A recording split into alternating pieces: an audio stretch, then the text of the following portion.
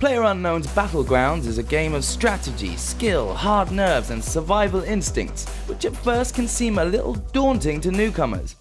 With 100 players all trying to be the last alive in a deadly shrinking battlefield, you've got to constantly be alert to your surroundings and master the use of weapons and equipment that scatter the ground.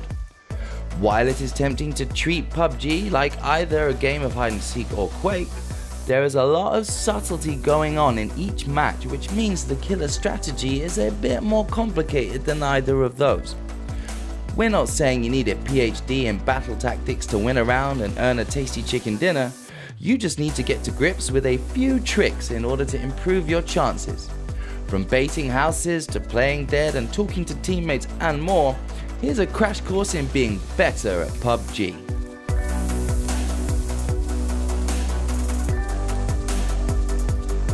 Nowhere to land. Being well equipped and nicely positioned for the match ahead isn't a matter of blind luck. Success is all about the decisions you make right at the start, beginning with when to jump out of the plane. Loot isn't sprinkled randomly through the map by the loot fairies. You'll come across the better weapons and equipment in the same areas every time, which means those areas are always going to be busy and deadly at the beginning of every round. You can find the best loot on the Erangel map at the military base, the built up areas like Yasnaya, Pollyanna and Yagapol, the school and the prison. On Miramar the same rules apply. The military base, El Pozo and Los Leones are hotspots for loot and undignified deaths obviously. Whether you decide to head straight to those hotspots when you jump out of the plane depends on two factors. Firstly, how much you back yourself or your squad to win a shootout using whatever you can find. Secondly, the plane's flight path. The nearer the plane flies to a certain location, the more likely you'll see players teaming through the air like confetti towards it. You can cover about 2 squares on the map while parachuting, so look for loot hotspots that fall on the edge of that 2 square range. Most players won't dive that far, so you'll have a quieter time when you land and a higher chance of picking up all the good stuff in peace. Pro tip: hold down Alt while parachuting to move the camera around you without changing your trajectory. That way you can keep an eye on who else is heading to your drop zone. Secure the essentials, then upgrade.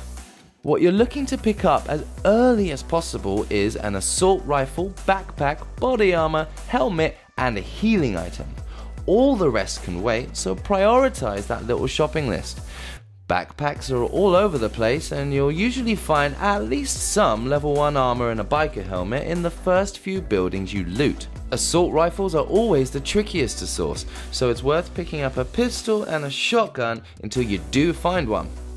Drop them again once you're kitted out though. There's no point in taking up the inventory space on such low power weaponry. The rest of the match is about upgrading, so be on the lookout for scopes, weapon attachments, high level armor and backpacks. If you find a scope or attachment before a decent weapon, hold on to it. You can even save inventory space by attaching it to totally impractical weapons. We won't laugh at your silenced shotgun and its 8x scope. Promise. Supply drops, which you'll find by following the big red flare, often offer rare guns and gear, but unsurprisingly they're quite popular with your neighbors, so expect a fight if you do track one down. Be in the zone, not chasing it. Having made the journey down to ground level and grabbed the essential pieces of kit, your next concern is staying within the ever diminishing zones which appear on the map. If you're caught outside the zone, you'll bleed health gradually, and the smaller the zone, the quicker it bleeds.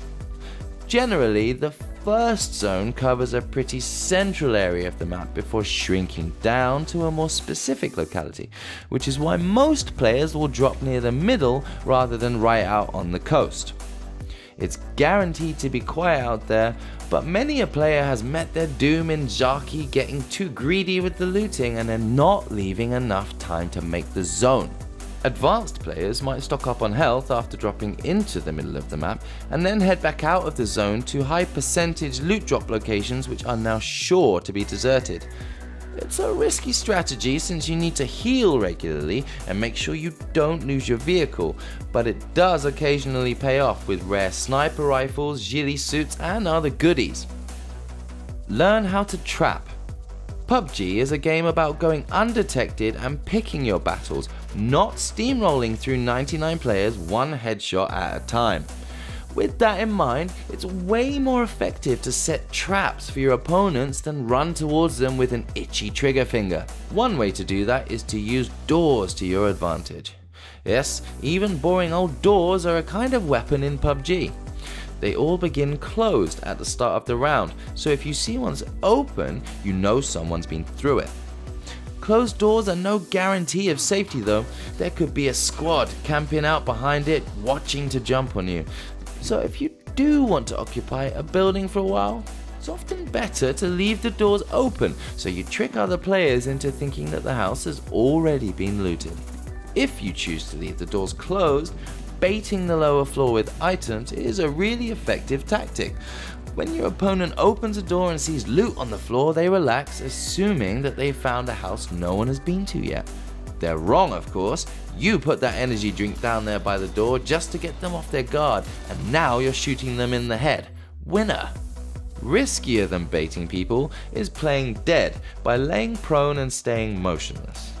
Bodies disappear in PUBG when they die, but enemies don't always remember that little detail in the heat of the moment. If you don't have any better option when an enemy approaches, it's worth hitting the dirt, using Alt to control the camera, and then popping up to take your shot when no one's facing you. Be sneaky, be safe. Sound is a big part of PUBG, and if you're playing competitively, you'll want to use headphones to pinpoint the location of your enemies. With that in mind, you'll also want to think about your own character's noise before you go clattering about the map, attracting all the wrong types of attention.